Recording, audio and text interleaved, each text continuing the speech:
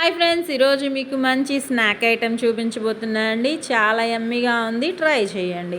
ఈజీగా ఉంటుంది, టేస్టీగా అయిపోతుంది. ఇంట్లో ఉన్న ఇంగ్రీడియంట్సే మీకు కావాలంటే తెచ్చుకొనైనా చేసుకోండి. టేస్టీగా ఉంది. ఇలా ఒక్కసారి ట్రై చేయండి. నచ్చితే లైక్ చేయండి. నా వీడియోస్ వంటలు నచ్చితే కాస్త సపోర్ట్ చేస్తూ సబ్స్క్రైబ్ చేసుకోండి. మీ ఫ్రెండ్స్ అండ్ ఫ్యామిలీ మెంబర్స్కి యూస్ఫుల్గా ఉంటే షేర్ చేయండి.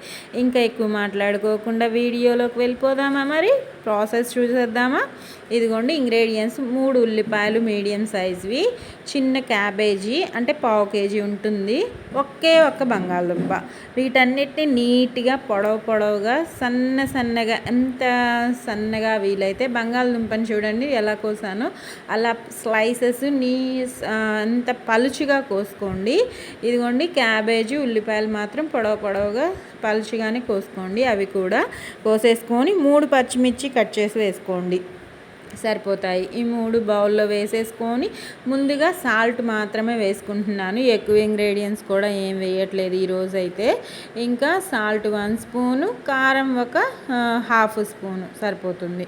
ఎక్కువగా అవసరం లేదు. మనకి పచ్చిమిర్చి వేసాం కాబట్టి ఇంకా ఎక్కువ స్పైసీగా అనిపిస్తుంది కదా, అందుకని కారం తగ్గించాను అనమాట. మీరు మీ స్పైసీని బట్టి వేసుకోండి ఫ్రెండ్స్.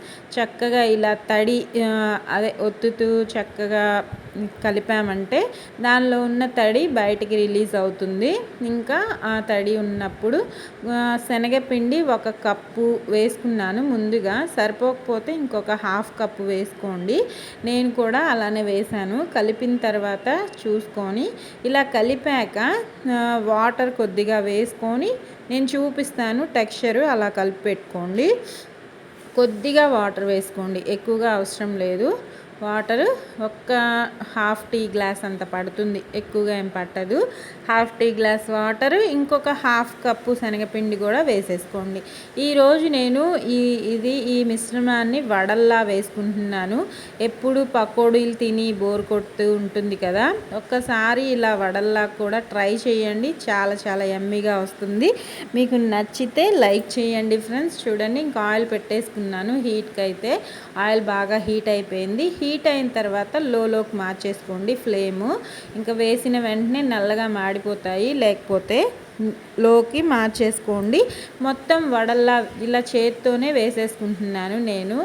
ఎప్పుడు పకోడీలు తిని బోర్ కొట్టి ఉంటుంది కదా, ఇలా ఒక్కసారి వడల్లాగా చేత్తోనే ఒత్తేసుకొని వేసుకుంటే క్రిస్పీగా ఉంటాయి, సాఫ్ట్గా కూడా ఉంటాయి లోపల. ఇంకా మీడియం ఫ్లేమ్లో ఇలా గోల్డెన్ బ్రౌన్ కలర్ వచ్చేంత వరకు ఫ్రై చేసుకుంటే మన టేస్టీ క్యాబేజ్ బంగాళదుంప వడలు అయితే రెడీ అయిపోయినట్టేనండి. మీకు నచ్చిందా? కలర్ఫుల్గా ఉన్నాయి కదా, టేస్టీగా కూడా ఉంటాయి.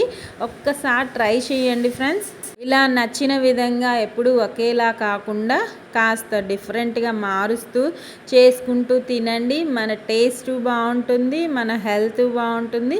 ఇంట్లో వాళ్ళు తినని ఇంగ్రీడియంట్స్ క్యాబేజ్ అంటే ఇలా తినగలిగేలా చేసి పెట్టండి, ఇష్టంగా తింటారు. ఎంత ఇష్టంగా తింటారో మా పిల్లలు తిన్నారు కాబట్టి నేను చెప్తున్నాను. నార్మల్గా వాళ్ళు వెజ్జీస్ తినడం చాలా కష్టం అండి. ఇలాంటి నేను స్నాక్ ఐటెం చేసి పెడితే మాత్రం వద్దనకుండా మొత్తం ఖాళీ చేసేస్తున్నారు. మీరు అలానే ట్రై చేయండి, తినిపిస్తూ ఉండండి. ఆరోగ్యంగా తినండి, సంతోషంగా ఉండండి. నా వీడియోస్ని సపోర్ట్ చేయండి ఫ్రెండ్స్.